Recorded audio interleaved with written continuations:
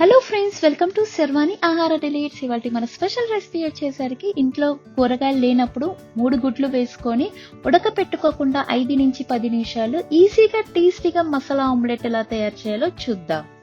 దీనికి కావాల్సిన ఇంగ్రీడియంట్స్ వచ్చేసరికి ఒక ఉల్లిపాయ చిన్న చిన్న పీసెస్ గా కట్ చేసుకోండి. మీకు ఎంత చిన్న చిన్న పీసెస్ వస్తే అంత చిన్న చిన్న పీసెస్ గా కట్ చేసుకోవాలి. ఒక టమాటో, కొంచెం కరేపాకు, ఒక మిర్చి చిన్న చిన్న పీసెస్ గా కట్ చేసుకుని పక్కన పెట్టుకోవాలి. తర్వాత బాండి పెట్టేసుకొని ఒక 2 టేబుల్ స్పూన్ ఆయిల్ వేసుకొని దాంట్లో కొంచెం కరేపాకు, మిర్చి, ఇందాక కట్ చేసి పెట్టుకున్న ఆనియన్స్,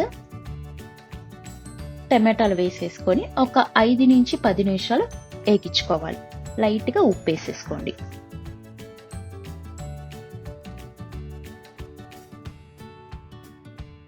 ఎక్కువ వేగించుకోమాకండి, లైట్ గా కొంచెం మగ్గితే సరిపోయింది. మీకు తినేటప్పుడు బాగుంటది అక్కడక్కడ తగులుతూ.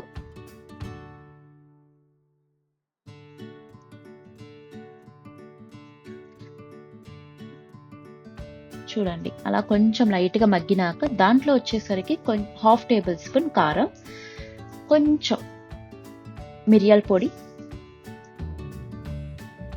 1 టేబుల్ స్పూన్ ఎగ్ మసాలా ఉంటది కదా, ఎగ్ మసాలా వేసుకోండి. ఇక్కడ టేస్ట్ వచ్చేసరికి మనకి ఎగ్ మసాలా అండి, మీకు బయట దొరికింది ఎగ్ మసాలా ప్యాకెట్ 5 రూపీస్ది, అది వేసేసుకోండి. 1 టేబుల్ స్పూన్ వేసేసుకొని ఒక 2 నిమిషాలు ఎగ్గిచ్చేసేసుకోండి.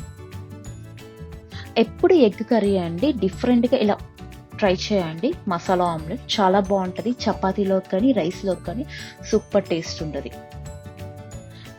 ఎగినాక కొంచెం మనము ఎగ్స్ వేసేసుకోవాలి. ఒక 3 ఎగ్స్ వేసేసుకోండి. మీకు ఎన్ని కావాలి అంటే అన్ని వేసేసుకోండి. మీకు ఒక్క ఆనియన్ కి 3 ఎగ్స్ సరిపోతాయి.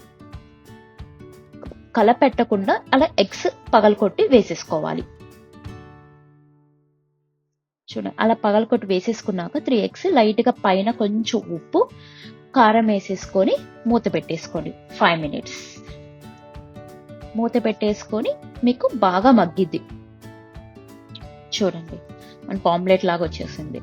జస్ట్ అలా తిప్పేసి 1 నిమిషం ఉంచేసేసుకొని మళ్ళీ ఒక్కసారి మూత పెట్టేసుకుంటే చాలు, మన మసాలా ఆమ్లెట్ రెడీ. చాలా టేస్టీగా ఉంటుందండి. మీకు టైం లేనప్పుడు ఇలా డిఫరెంట్ గా ట్రై చేసి చూడండి. చపాతీలో కానీ అన్నంలో సూపర్ టేస్ట్ ఉంటుంది. ఈ వీడియో మీకు నచ్చినట్టయితే లైక్ చేయండి, షేర్ చేయండి, మరియు సబ్స్క్రైబ్ చేయండి. Thank you.